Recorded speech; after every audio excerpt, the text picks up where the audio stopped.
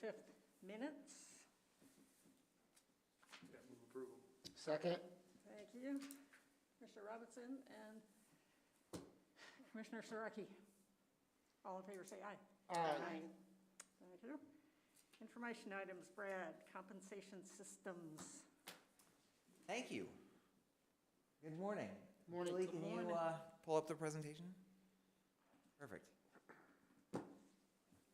So thank you to the for being here this morning, and I thought this was a good opportunity as the executive committee of PSTA to kind of have a discussion about what happened at the board meeting last week with our union coming in large numbers to talk to us, and then in kind of like the plan or the action item that I'm working on now with our staff to bring a compensation increase package to the PSTA board this month, and how that's shaping out, and then ultimately how we kind of move forward with that. Next slide.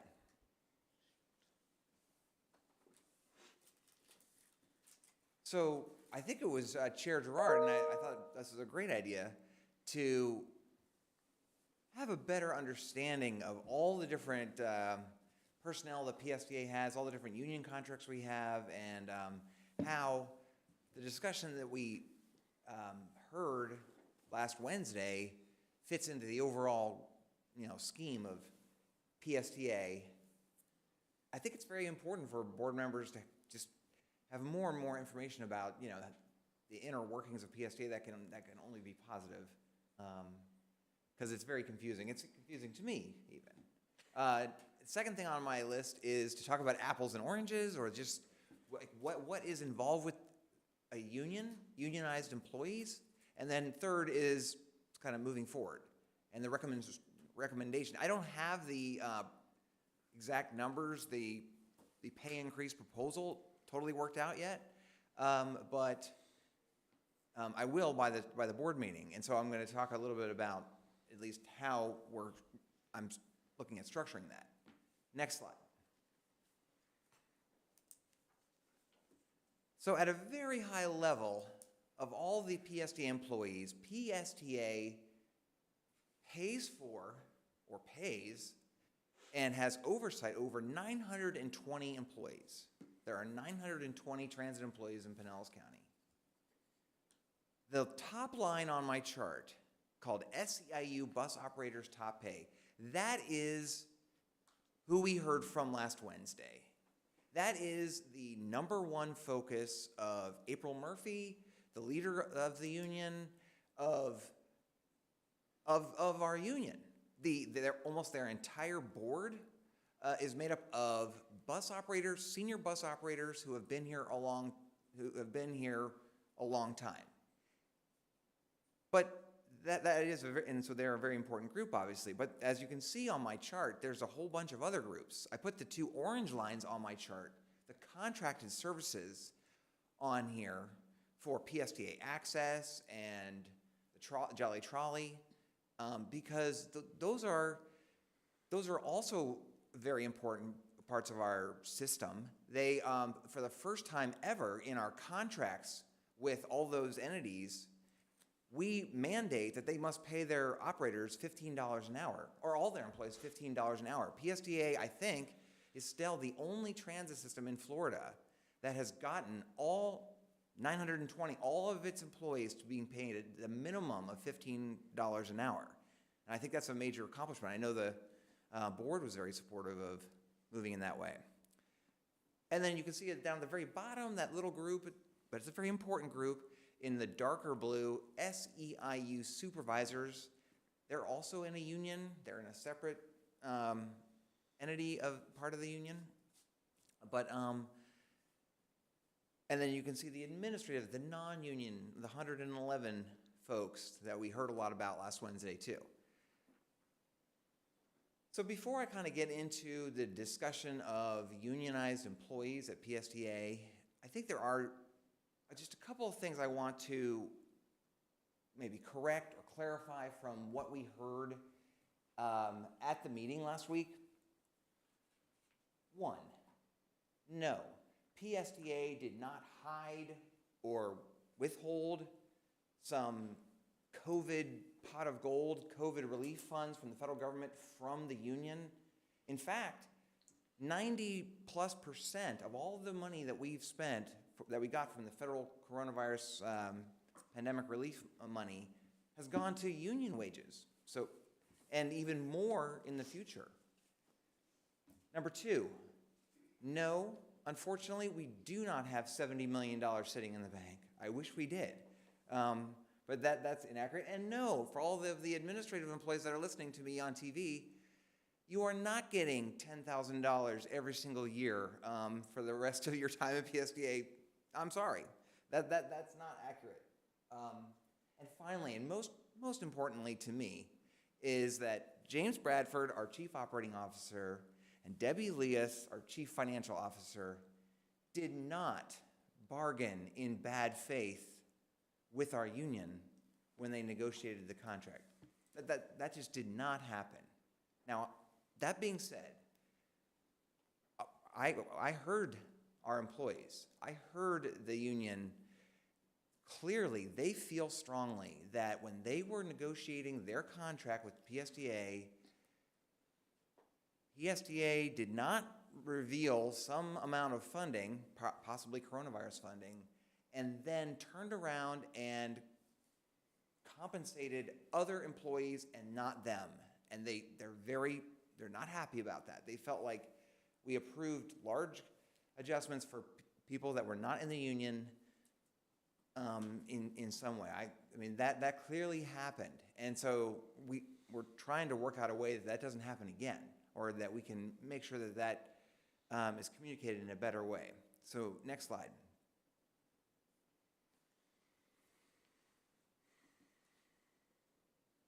I'm not sure if 100% of the PSDA board agrees with this, but this is something that I've talked with the union and all of the employees ever since I've been here. The union employees are incredibly important to PSDA. They are our frontline workers. And the non-union employees are very important to me as well. It's like apples and oranges. I love both apples and oranges. I had an orange on Monday, and I have an apple today in my lunch.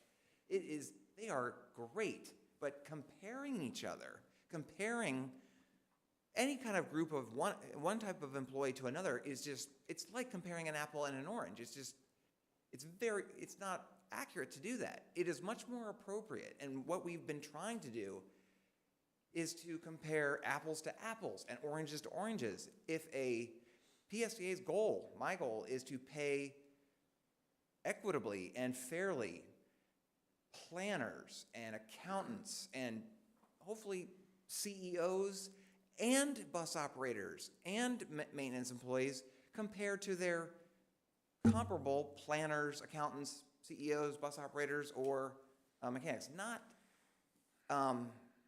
administrative or non-union employees to union employees. Now, I've got a long way to go with the union to convince them of that, but next slide.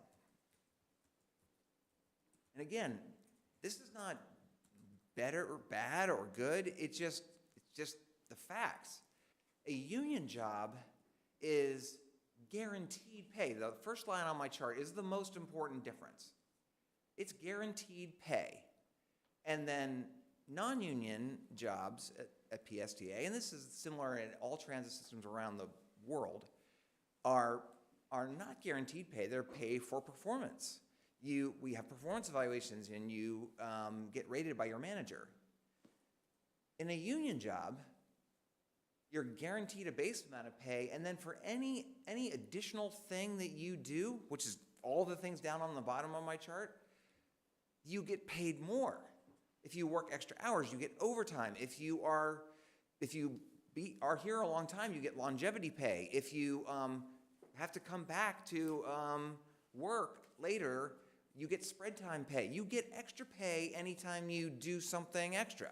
In a union job, that does not happen with non-union jobs. You get a fixed salary, and the only way you can get more money is if you get a promotion through performance. Next slide.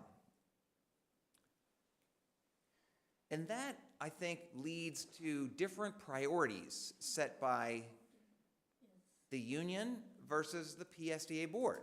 And I think that the disconnect that we heard, I think Commissioner Robinson, you said that there was something was broken and it needs to be fixed. It is largely because of these different objectives. The union has one objective, and we heard they have one objective, and that's what we heard from. Fair and equitable compensation for union employees, for them. And in our case, especially the senior bus operators. The PSA board has has that goal, certainly, to pay them very fair and equitably, but we have a goal of paying all employees fairly and equitably. We also have a goal of compensating, or setting wages high enough to recruit new, good employees. The new employees, setting a bottom wage that can recruit, that we can be competitive out in the marketplace, that is a board goal, or that is a PSDA goal. That is not the union's goal. To hire rookie bus operators when we need that, because we have to compete against Amazon and things like that, that goes on our side of the ledger at the negotiating table. We have to give something up. James has to give something up to the union for them. They're not going to fight for the rookies. They are fighting for the existing union employees' wages. And that's perfectly great. We have sustainability goals on a long-term financial sustainability, diversity, inclusion. We actually want to provide good quality bus service to our community and access services. That's not necessarily a union priority. April Murphy has told me herself she would be fine with us cutting back our bus service to pay more, to pay what she thinks are appropriate wages to her folks. Okay, that's fine. We also want to convert the fleet to zero-emission buses. That's important to us. We want to implement the Sunrunner. We want a new Clearwater Transit Center. We have lots of different priorities. And at the meeting, obviously, when you have 10 or 15 people come up to the podium and just talk about one priority, it does seem like there's a problem. Next slide. So that leads us to what I'm struggling with, and I think we have to look down to the future about trade-offs with our union. It is, every year at PSDA, it is a challenge to balance the budget. And when I describe balancing the budget, I'm using the basic term. Revenues are greater than expenses, so that we end up in the black and not in the red. That is difficult for Debbie and me to do more and more. The contracted services have doubled in the last 3 years, the cost of all of our access and Jolly Trolley and Looper services. So that's money that previously perhaps might have been available to pay our union, but we have to provide those services, and the cost has doubled. The inflation that our employees certainly are feeling, and we want to do something to help them out, is also significantly impacting PSDA. I mean, we still have a lot of diesel fuel we have to buy, and that is going through the roof. And I'm hopeful we don't have to do this, but in the future, we may have to trade off some of our highest priorities to meet the union demands. Now, the good news is we have a one-time opportunity right now with these federal COVID relief dollars that we have, that we can, and I'm grateful. I was very positive about the PSA board vote for me to come back to you with a recommendation to increase their compensation. But what we're going to do is try to balance and not affect these other priorities. Next slide. So on March 30th, I'm going to be making a recommendation, and I think I'm probably going to bring this to the Finance Committee the week before also for them to take a look at a specific set of compensation adjustments for the SEIU union.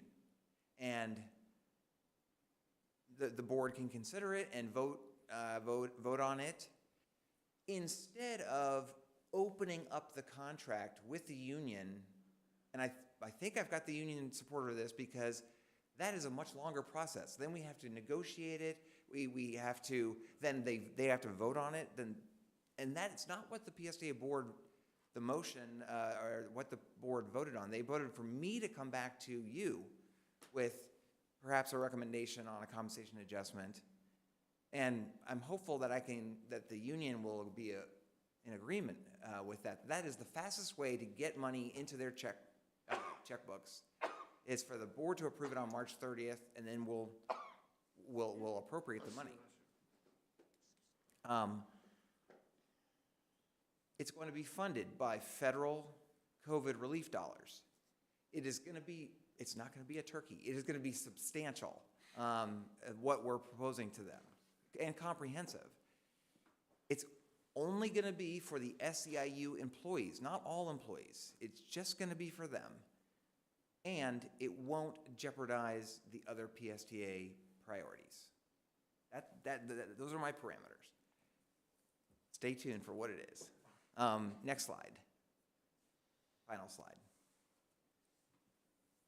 So then, these are kind of almost rhetorical questions, or discussion questions, about the definition of success. I mean, the board asked me to fix this broken issue. So this is me fixing it. Coming up, I'm very positive about giving them additional compensation. We're going to do that. And I think that will, maybe for a time, I'm very hopeful, make them feel satisfied. But because of their success in this last month of coming to the board, I think they're going to come back. They have a very likelihood of coming back to the board in the future. I think it is important for the board and all of us to maintain this structure of multi-year union contracts, that we don't reopen 6 months after we approved it, that we maintain this cadence of having a negotiating session, having a successful vote by the union, and then having a contract that lives for a period of time before the next contract. And that our strategy with those contracts, from the board on down to the folks at the table, is to pay the union employees comparably, or hopefully maybe even a level above average, compared to their peers for similar jobs across the state of Florida, or just in comparable jobs. That is our strategy, is to pay all employees, and especially the union, comparable, fair wages. And then my last bullet is really kind of just open. I don't have an answer to this.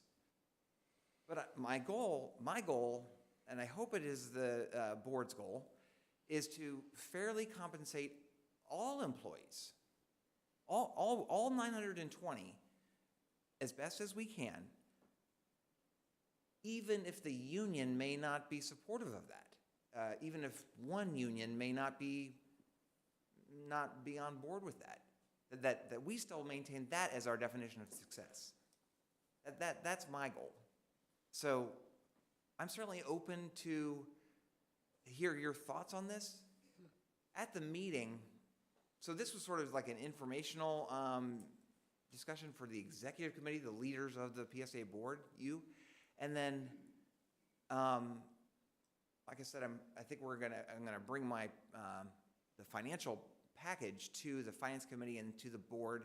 In addition, at the board meeting, our attorneys, Nikki and the other attorneys from BMO Law, I think we're going to schedule a session at the beginning of the meeting, hopefully not very long, but just another session, probably going to be a closed bargaining kind of session, discussion from the lawyers, really as just a goal of making the board members feel more comfortable, more in the know on exactly what is involved with collective bargaining and what does it mean to reopen the contract from their perspective. Brad, can I just say something? I think everybody up here is familiar with unions and union contracts.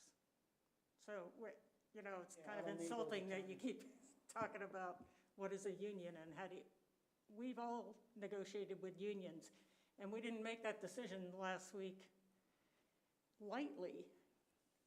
So can we just talk about what we're going to be doing? I mean, Yeah. like I said, it's kind of insulting that you keep talking about what is collective bargaining and what is a union, and, I mean, really. Well, all that was to say was, I'm speaking for you, thank you, Chair Dorado. What I was trying to say was, there was a discussion, the union asked for us to reopen the contract and start the negotiation process again, and I am not recommending that. I am coming with a package, a recommendation to the board for consideration, we've told the union we're not going to go back to the drawing board and renegotiate a deal with them. But I didn't hear them asking for an entire contract reopen. I heard them ask for a wage reopener. Well, I mean, I don't same know thing. technically if you have to open the contract to do an adjusted wage, but Yeah. I didn't hear them asking for anything else in there other than wages. Okay, yeah, well, no, I agree with you. It would be on I guess wages, there but was some I'm not recommending misunderstanding. doing a wage reopener. I'm recommending to have the board vote up or down on a compensation proposal, just like we do like a contract or anything like that, where you could approve it and then we would pay it. Well, right, but it is a contract and you'll have to amend the contract. Yeah, we would we probably do that, if provide we an do something. addendum. So, okay. Yeah. All right. So before all this, are we going to, I'm sorry, everybody wants to talk. Sorry, I can't see this thing for beans.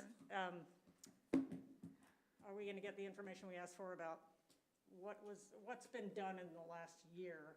I mean, I think some of this has to do with timing, where they negotiated their contract 6 months ago, and since then, we've taken 2 other steps in terms of compensation that had nothing to do with them, and some of them were sizable.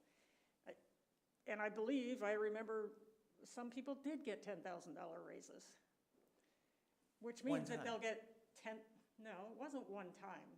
What they were saying last week was, if you give me a $10,000 raise, I'm gonna make $10,000 this year, and I'm gonna make that same $10,000 next year, and I'm gonna make it the year after that, because you're not taking it away from me next year. That's what I heard them saying. So that if you give me a, $1,000 raise over here, and this one gets $10,000, then this one gets $3,000 over 3 years, and this one gets $30,000 over 3 years. So that's all I think they were saying, But I think it would be interesting, like I said last week, I think some of this is about having chopped up that process. Yeah. Where we weren't even sure what we were doing here compared to what we did 6 months ago. So, I mean, maybe we should have been, but I have to say, a lot goes on in 6 months, and I forget. Right, no, I mean, I think you're right. I mean, I think that's exactly what you heard is what I heard too from from our employees, that they don't follow our board meetings, and even though, we had lots of discussions at the finance committee and all these meetings in the sunshine and everything, they don't follow that. And then, Well, they're busy working. then sort of after it was all done, then they find out, oh my gosh, all this, there was a study done and all this stuff to pay market adjustments and things like that, that they didn't know about. And, Right. and so that's why my view, I honestly did not think about it. I mean, I view it as apples and oranges. I want to pay them appropriately, and we do market studies on their wages just the same all the time, and I want to pay them appropriate, and I want to pay everybody appropriately. That's why we did the study. Now, I get it that I want to do something different next time Yeah. on that, clearly. But, Okay. yeah. I don't know what any of these mean because nobody's sitting in the right chair. Commissioner Driscoll, I think, is first. I didn't request it. You didn't ring in. These must be left over from last. I think they're Okay. just. Yeah, wrong, yeah, I except think for they're Jamie. left over from last time. So Oh, okay. Jamie wants to speak. No, I was Renee waiting. wants to speak. Thank you, Madam Chair. Yeah, I just said wherever my name tag was, so I apologize. First, I want to say, that, I've been a part of union negotiations since 1999 between SEIU, AFL-CIO West Central Florida, Iron Workers, a number of unions, to include having negotiated union contracts before with PSTA, having served previously. So I am familiar with the process. I can't tell you not to have the attorneys sitting here in the room, but if we're paying them to be here in the room, I think that's gonna be a waste of money. I think if anyone needs to, have a refresher, maybe you can contact them, with the board and maybe set something up. But typically we pay attorneys when they're coming to meetings, and I don't want us to have to do that if we don't have to. My second comment is, I stated during my comments that what I was saying had no bearing on the legitimacy or illegitimacy of any function of any employee in PSTA. My role as a board member, whether some like it or not, is when persons come before us with concerns from the public, from a union, or even if another board member has a concern, it's our obligation to address it.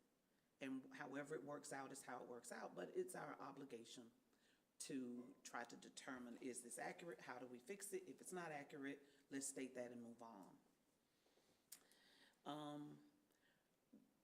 My recommendation, my motion was that, and I did say, we go back and negotiate for compensation only, because I turned around and asked them, I said, are you asking to completely reopen your contract negotiations? I said, because if you do that, there's a great chance you may lose something in this.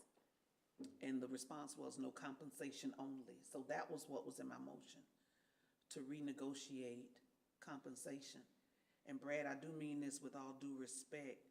You can request that we not do what you're asking, but for you to tell us you're not gonna do it, I have a concern with that. Maybe you didn't mean to say it that way, but I have a concern with that. When the board puts forth its motion, it was unanimous, and then you say, no, I'm not gonna do that. So that's a concern. If I misheard you, please correct me, but that's a concern. I'm gonna speak on the Apple side now, because I have over 25 years from a human resource side where I've had to do research on wages, low, medium, and high, because we wanted to make salary income adjustments based on what the market was doing for our staff, to try to keep good employees and to show them that we were being as competitive as possible with other industries that were the same or similar. And I'm sure you can imagine working in a nonprofit arena is kind of difficult, because you only have so much money to work with, and the balance of your funds you get from other sources, piecing things together. If any one of those grants go away, so does that revenue. So I am very familiar with that. In some of the apples I'm gonna call administration, non-union employees, some of those individuals did receive more than a 3% bump. That may have been because there was a desire to look at their overall job and to try to align it with industry standard. So if that was done, that should have been done separate and apart. After you present your study, you present your information, that should have been done separate and apart, so that there was perhaps no confusion about they're getting a raise plus this bump to increase their overall salary to accommodate the industry standard for where their pay is. So some people did get more than 3%. that is what they were hinging their argument on. You're right. That individuals got X amount above that 3%. I don't know what was said in the union negotiations. It is not our job to ask staff, Mr. Bradford, or talk to the union members about, what's going on with the wages. So I don't know what was said in there. I'm just reiterating what they stated. And when I went back and read what was on our agenda, when we talked about the union proposal, I understood them to have their concern that we were told that this was the amount and this is all that there is. And she said 3%. I looked at one of the documents, it was like 3.25% when I was looking at the backup you all provided us. So that was what I understood to be the rub, that we were told that this is all. Now, I have in union negotiations, City of St. Pete just went through this. Of course, it was all in the paper. I have gone through sessions, much like Karen Seal said, which is why she voted no, that whatever the union gets, that's what everybody else gets across the board. And the other people who are non-union, they don't even get a raise until the union contracts are settled. Right. And then it's typically retroactive. So if there was going to be a wage adjustment based on industry standards, maybe that could have been communicated a little bit better. That could have been inclusive of 3%, or they're just getting this wage adjustment to bring them up to industry standards, and therefore they would not be getting that additional 3%. I'm just throwing that out there. I'm just telling you how sometimes verbiage is confusing. Yeah. The other thing I heard from them, and I'm asking this question for you to clarify, because one of their concerns was that at first, now mind you, COVID dollars are one-time dollars. That's what I said to them. COVID dollars are one-time dollars. So if they were to get something as a bonus or extra, like what the county did, we gave $750, one-time flat, here you go. We have many more employees than PSTA, so, and we included the sheriff's office in that. So that was a big chunk of money, but we felt like based on what was going on and the additional issues they were facing because of COVID, that we wanted to share that with them. And so if you could maybe answer, one of the speakers said that the initial proposal made to them for COVID was $5,000. Then it went down to 1,000 or something like that. And then from there, it ended up being the gift cards plus, I think $100. A turkey or something. A turkey or something. Yeah, something like that. So can you share with us, if you can, if you have it in front of you, or maybe if you get it later, what was the original amount that was proposed, and how we got to what they ended up getting, and if everybody across the board got that same, Right. option with the COVID dollars? It's a good question, and I'll be very brief. Okay. Yes, that was very early in the pandemic. That was not a negotiation or a bargaining session. Right. That was a Zoom call with myself and James Bradford and April Murphy and Kevin Sablon, the two union leaders, where they threw out, how about $5,000 bonuses? And we talked more about it, and I said, well, I don't know if at that time we did not have back then in 2020, we did not have all of the coronavirus relief funding or anything like that. We just did not know, and I said, well, I don't think we can do that. What we did do, though, instead of that, was we cut back our bus services to deal with the pandemic and sent the union drivers home. And they only had to work 30 hours a week, and we still paid them for 40.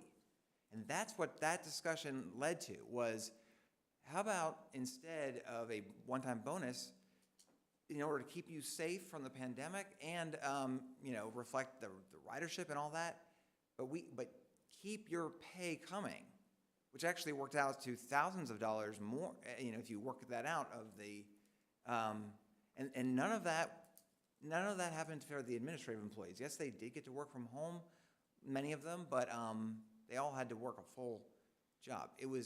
So that's what happened. Ultimately then, yes, we did at Christmas time give not a very large, but gift cards and turkeys. And in no way did I at least don't remember it. I would never have said that was only going to go to the union. They did get very upset with that when they found out that all the employees got that same option.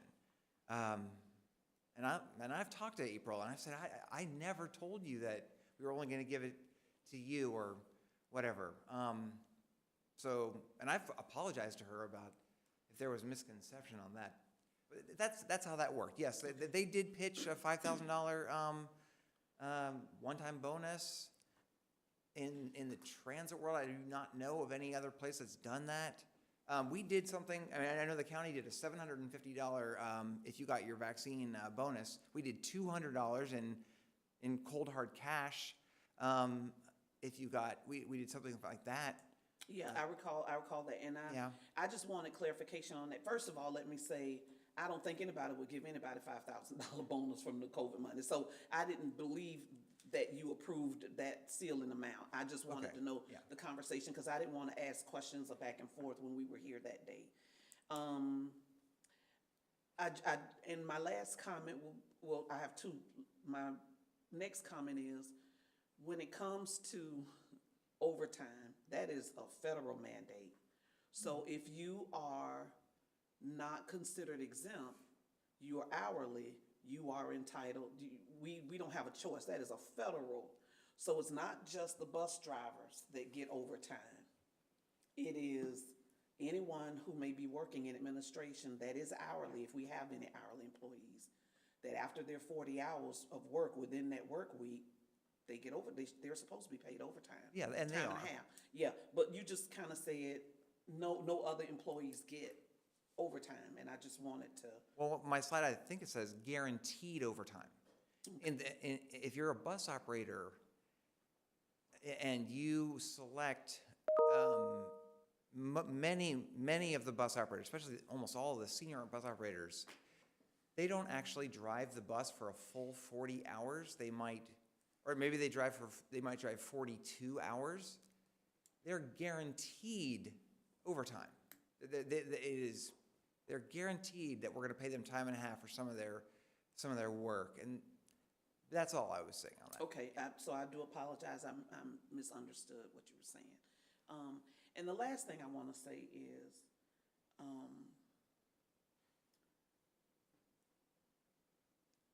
I would like to see, and I would have hoped that we would have gotten those documents prior to today's meeting, because I may have been able to say that I completely agree with you having the conversations with April, and then whatever your presentation is, you present that to them, and then present to the board what comes out of that conversation.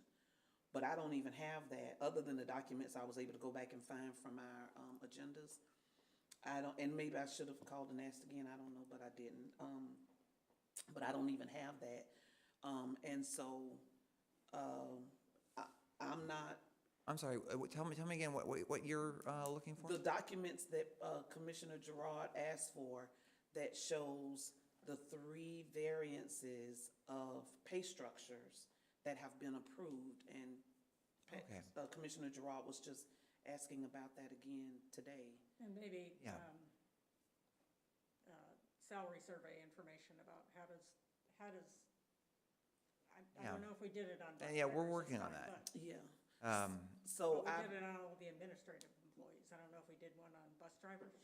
Yes, no, we are working on, you did put, that was even part of the motion to request that we provide that information. No, that wasn't part of the motion, but she asked for that so that we would have it before our next meeting. That's what she said. Yes, before the our next meeting. So I was just simply saying, if I had that, had an opportunity to look at it, review it, And then you're asking, you're suggesting that you not open the compensation piece, that you simply have a conversation and a dialogue because you have stated that you desire to provide that an increase.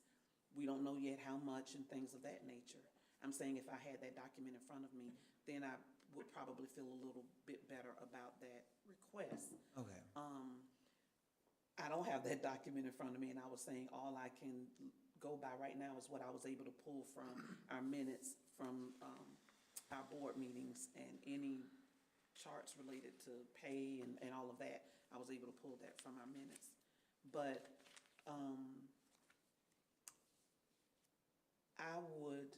I think not just the finance committee, I think whatever, if April agrees, if she agrees, and you all have a conversation, I think that information shouldn't be just shared with the finance committee.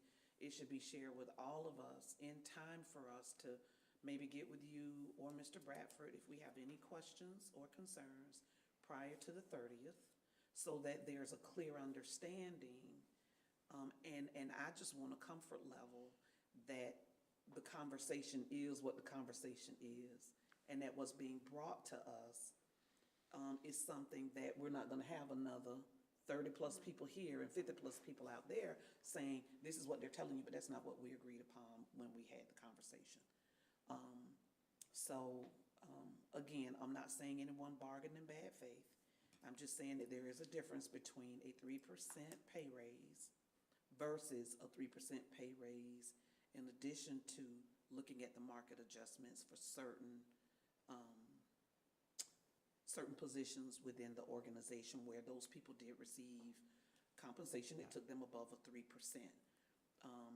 And I believe that's kind of what did it. Maybe that's not what was said specifically from them, but that's what I caught through the conversation. Me too. Me too. That's what I caught through the conversation. But I do thank you for your presentation. I thank you for, being able to or desiring to not kick the can down the road, but to have that conversation with April Nim. But I did understand that it was a unanimous decision. And since it was a unanimous vote, I don't think that this executive board should be the ones to determine if we move in a different direction, because we weren't the only ones voting on the motion that was made. But I do thank you for. Well, and just to clarify on that, and I don't know, Rachel, if you have, or we could make copies of the vote. But what I was told by Nikki, our attorney, who I think went over the motion. No, she didn't go over the motion. She said she couldn't understand the motion.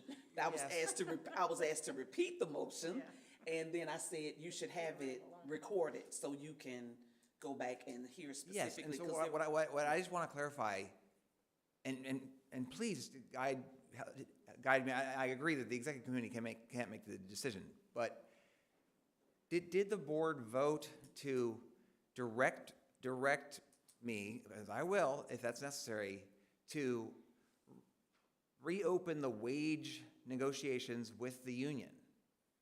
That was in the vote. Are you able to pull up, and I don't want to belabor because other people have questions, but can you pull up, are you able to pull up from that meeting, and then after everybody asks their questions or make their comments, because I don't want to hold any of them up, are you able to pull that piece up? I'll have to go out to my office and listen to it.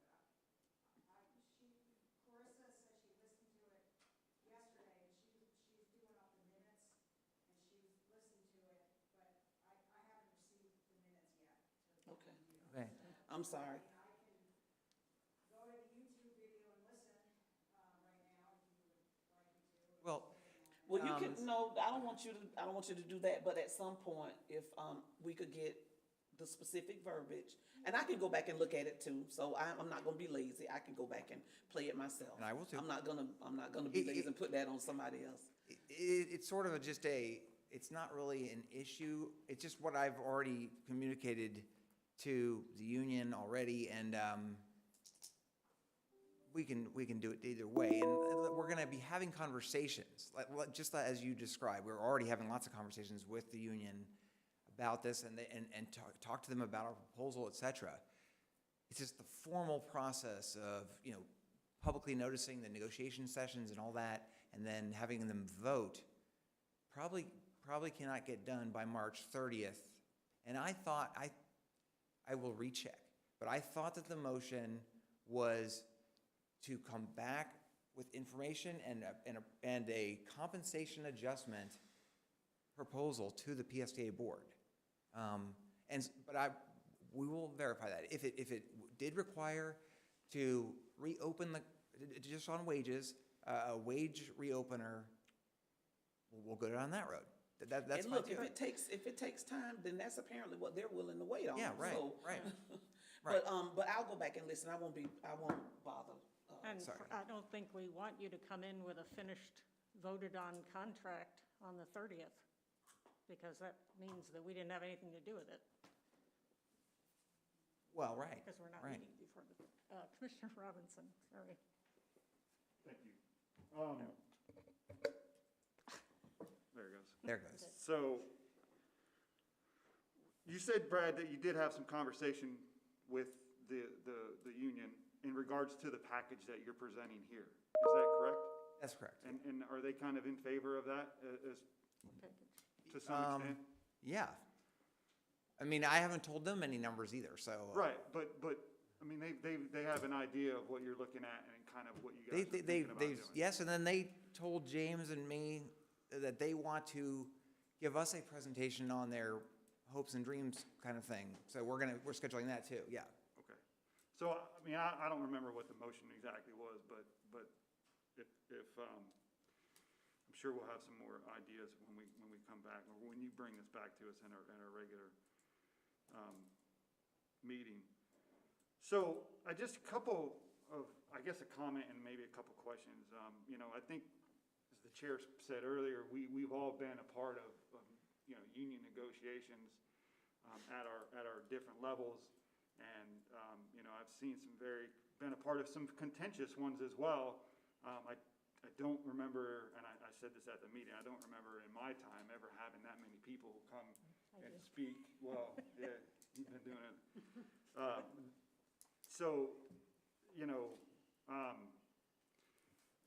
I completely understand that the goals of the union are definitely never going to be aligned with the goals of this organization as far as what our overall, end game is.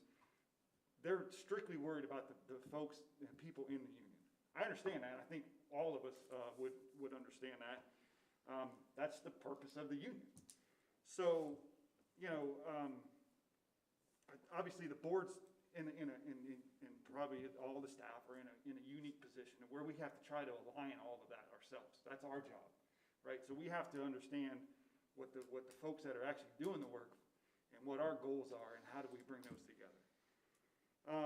I don't believe that anybody was negotiating in bad faith. Everything that happens from the staff level is going to come to us at some point. I just don't believe that anybody, you or your staff, would think that they could get away with sliding something in on the union. I don't believe that's going to happen. The problem that I see, though, is that's the perception. Yeah. Right? And we all are very well aware of that perception is reality. So my question, I think, really is how do we fix that relationship? Because that's the most important part, right? The people are the most important piece of this. The people that you work for you and work for your staff are the most important piece. We provide a service. We have to, provide that service well, and I think we do as good of a job as we can with what we have. But those folks that are doing that job are the biggest part of that. So we have to fix that relationship. That has to be corrected. So that's my question. What is knowing that that's that there's a kind of a crack in that foundation?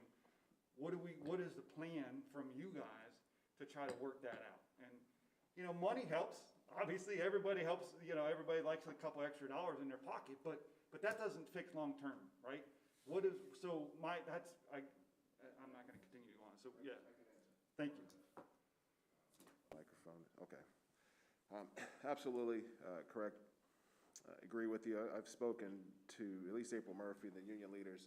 Moving forward, we try to be transparent. We need to just make sure 100% transparency at the tables.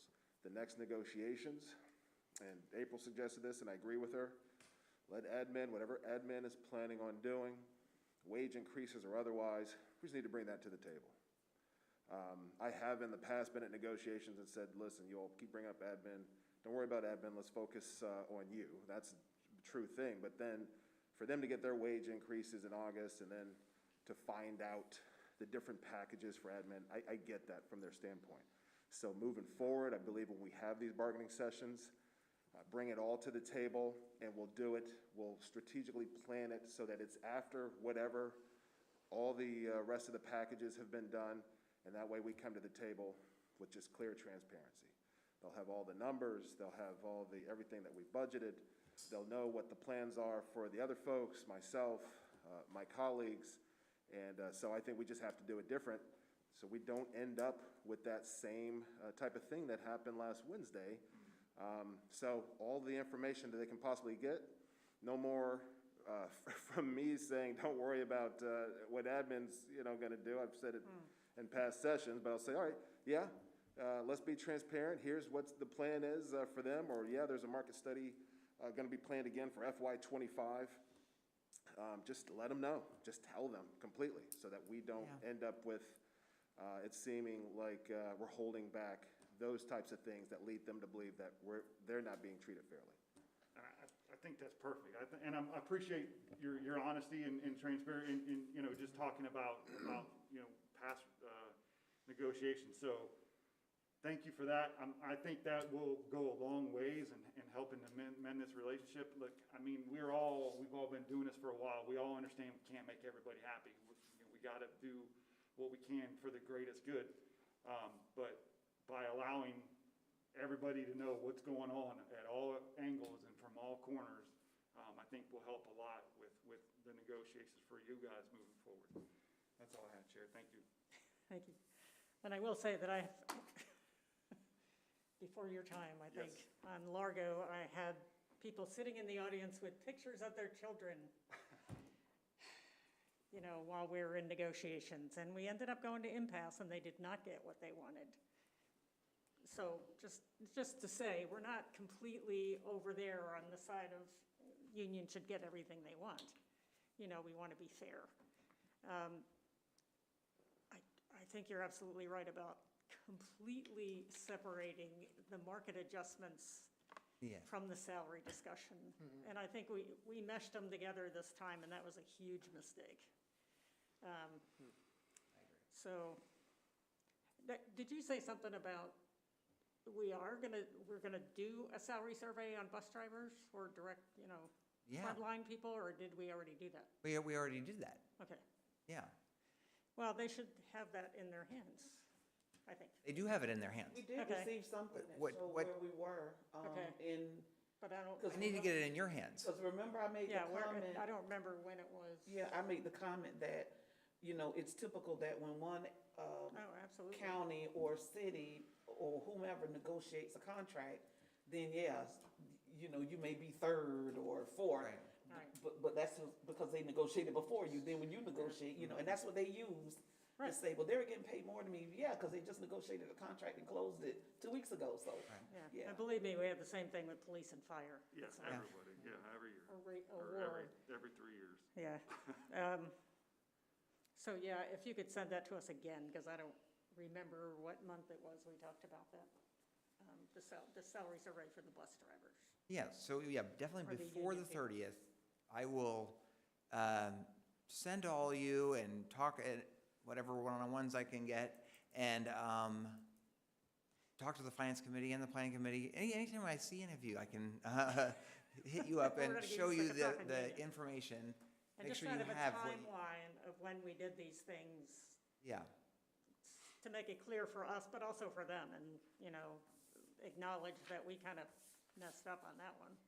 Because we had been talking about equity adjustments before, but somehow it ended up being bad timing and bad strategy, so. Well, and not to belabor it, but that was my last point on my slide.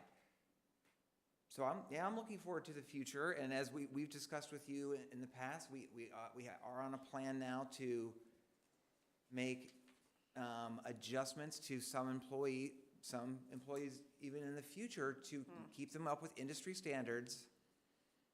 And I too don't think that it's necessary to have a room of 60 people here upset when we do that. And so telling them, so the idea that James just suggested that Commissioner Robinson thought was a good idea, which I do too, is let them know in advance that's and explain and answer their questions about why we're doing it and how it's just to bring these folks up to industry standard. They may not agree. Well, they probably won't, but if we also let them know that we want to keep them at least industry standard. Yeah. And that we're looking at that too, I think that goes a long way, not just, because it does look kind of elitist to have done them, Yeah. so, anyway, enough already. Thank you. Did you have anything, Dan? No, James Bradford answered my question that Jamie Robinson asked, so yeah, I'm all set. Thank you, Brad, for your presentation. I did have one other question. Somebody said that half of the bus drivers had contracted COVID. 200 out of the 400 had COVID? Is that true? 200 and something out of all 920, basically. Out of all the employees, not all the bus drivers? Yeah. Right. Okay. Yeah. But it was probably largely frontline people, right? Or, Oh, did they say that? they did, they said They half said, of us. I can't remember the numbers, but they did talk They said about, half of them. they said, we are frontline Yeah. employees, and they gave a number, I can't remember. Patty. Well, I know they said half, Yeah, that Yeah. was what they said. And I mean, proportionally, just with nearly 400 operators making up PSDA, so yeah, the large majority came from the front line. I think we saw a lot of the cases that we believe happened through close contact situations outside of work. So we tried to do everything we could to dispel the notion, and I think we tried to look into it, that was happening because they were behind the wheel and because they were out there. It's always hard to know exactly. But, well, it is, but I yeah. mean, think about 2020 and how many of us just stayed home for months. Right, Right. absolutely. And they didn't have that option, so. But no, you're right. I don't think though that proportionately of all those 200 and some COVID cases, any of the groups was disproportionate to any other. It seemed like it just went with Pinellas County, and didn't seem like James said that we could tell that they were getting it while driving or Right. while working. Right. Necessarily. But It hit all of still us. scary if you have to be out there as opposed to I have choosing. one comment, Madam Chair. Brad, if possible, that information that we're requesting, if we could get it like a day or two before the Finance Committee meeting, I'd really appreciate it, so I could read and do some homework. I'd appreciate it. Before the Finance Committee meeting. Do we have other items on this agenda? That's all I have, Madam Chair. Thank you. Thank you. Okay. And then what I will do as we move on to, I think it's the next agenda item, talking about the agenda. Performance scorecard, I guess. Oh, okay, sorry. Well, just on that, I will not have the attorneys come. I don't think they were going to be on Zoom anyway, but I mean, Nikki will be here, but we won't do that. Okay. We won't add that. I was going to ask them Well- to come and do a discussion of collective bargaining and all that, but Oh. we'll do that. We'll put that on the Can agenda. I be excused? I thought, I mean, certainly if we're going to do negotiations or decide on what we're going to do, a shade meeting is appropriate, but I don't know that they need to Yeah. explain the whole thing. Let us all review the tape and see if the motion was to, unanimous motion was to reopen the contract, then I'll change my strategy with the union and we will get that scheduled. It might Okay. be appropriate to have the lawyer come and brief the board on that. But if not, if it was just to come back with a recommendation to next month, then I don't think there's any need. Well, I mean, you can ask Nikki if, Yeah. I'm gonna call I think the whole point was, of saying we want to reopen the contract was to negotiate wages, Yeah. or to, so if we don't need to do that, fine. I don't think there's any reason to open the contract if we don't have to. That's how I To adjust. interpreted, right, the direction. Well, yeah, but if she says you can't amend the contract without opening it, or, if we can just pass an amendment, that's great. It's the same thing. That's the only thing we wanted to talk about. She and the was lawyers told wages. me yesterday that, yes, I could do that. If, Okay. if I get the union to agree to it, If my everyone's whole- okay. My whole purpose for that, because if you recall, I did say, the only way you can amend the contract is for you to open the Well, that's what I negotiations. thought, yeah. If legal is telling you there's another way to do it, I'm not an attorney. Right. So I'm not trying to, make those decisions. My whole motion really was to go back and have those dialogues and discussion regarding the compensation package. And if anything could be done as it relates to equity within that package. So Yeah. if legal said that, I'm not going to backtrack what a legal opinion would be. What they If they told me said to you could amend, Yeah. if they said that you can amend the contract without reopening negotiations, I don't have a problem because we're still achieving what was requested, which is go back and have the conversation and dialogue with the leadership of SEIU. Whatever you guys come up with, you would be bringing that back to the board for ratification. Yeah. So if And, that'll get you there, I don't have a problem with that. Okay, Good. great. Okay, performance scorecard, And thank you for the presentation, thank you. yes.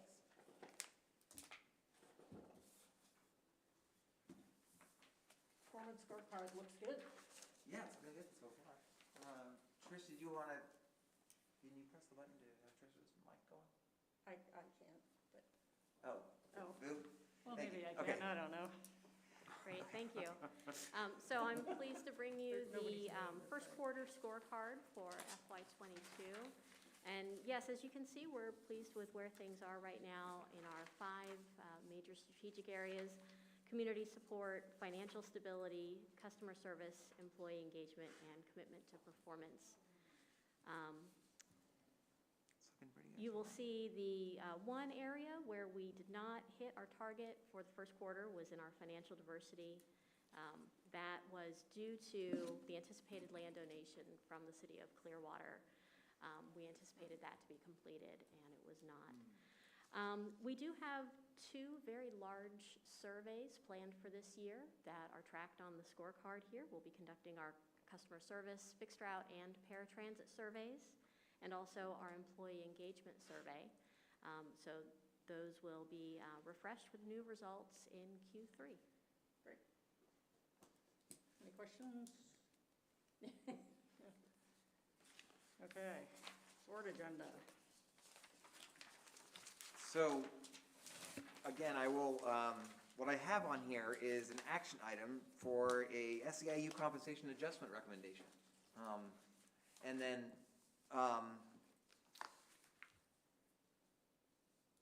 hopefully I'll have that. We're gonna talk to the union and, about it, and the finance committee. And, maybe I should add a second, like an informational item on the timeline and the actions we did with this past fall on compensation adjustments and the market studies, and then the market studies for the unions, also as a separate thing. And try to get that to everybody beforehand, that information. Rather than just put it all together. Have a standalone compensation adjustment recommendation and then an info item on. Okay.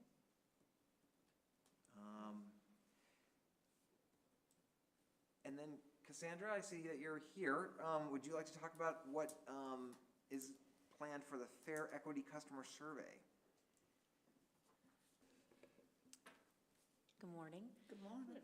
A few months ago, we brought to the board an item regarding fare equity, looking at how we currently price our fares and the issue of Alice households in comparison to how we run our current transportation disadvantage program, and how there were some residents in Pinellas County that become ineligible for transportation disadvantage, and then they are then bumped up to a full fare pricing, but they really can't afford that either. And so we were looking at ways where other agencies across the country manage different tiers of discounts, but also looking at is it better to look at a fare-free option? So we looked at some case studies on fare-free options as well.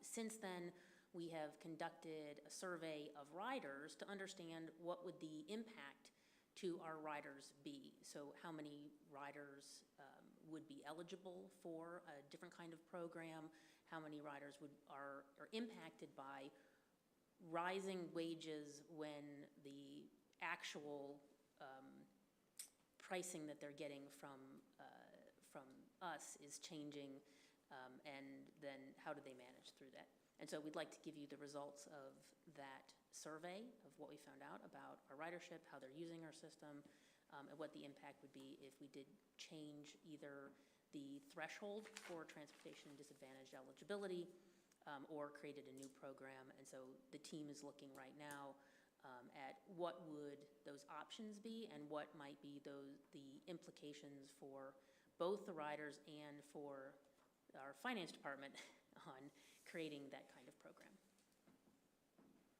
Okay. Well, that'll be interesting. Pardon? Will be. You say you've already done that? We've done the customer survey. We're doing the analysis right now and determining what our proposed alternatives to explore might be. Cool. So we're still working on it at this point, but we should have something by the end of the month to share with you. That'll be interesting to see. Yeah, All right.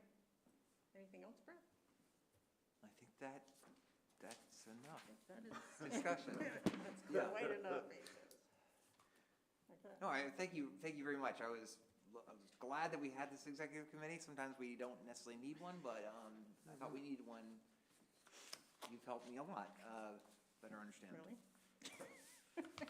That's how we Well, just I made your life understand harder. it at the board meeting, just when we have a board meeting full of all the board, it's Yeah, right. more difficult. Oh, This is a better size group, I think. Madam Chair, I have one comment. Brad, I Yes, wanted to please. mention that, I don't know what you're doing with the Instagram posts for PSTA, but I gotta tell you, I love them. I love the surveys. I love what you've been doing there. I've really noticed them on my iPhone. And I just wanted to shout out to the city, the employees, that you guys are doing a great job with that. I really think that marketing strategy is in the right direction. Awesome. That's all I Good, have. I Madam will Chair. pass that along. Yep. So I can adjourn this meeting. I had a silly question. Are we done? We're done. Yeah. We are done. Okay, so Okay. my sister, who is also a bus rider. Excuse me, is that meeting adjourned? We are Yes, adjourned. we're adjourned. Thank you. You're welcome. Said she was looking for a schedule for one of those buses, and it popped up that there's now a Royale service that offers. What is that? Yeah, on the transit app, yes. Yeah. Is that going? Yeah, I was gonna come over there. Wait, is she in Pinellas? Is that like, what is that? What's the burger? The mics are off. Yeah, what's the name of that burger from? Yeah, I was just saying, make sure the mics are From Burger King? No, I didn't think it was up and running yet. On the transit app? The transit app has been a great partner of PSA for now like 5 or 6 years. It's been free. It's awesome, and they're really nice to us. Well, I've got it. life is not free. Do you have Transit Royale? Where's Transit Royale? Royale? I don't know what Transit Royale, what is Transit Royale? Well, no, I know what it is. Oh, Is it okay. working? Hold on, I gotta turn my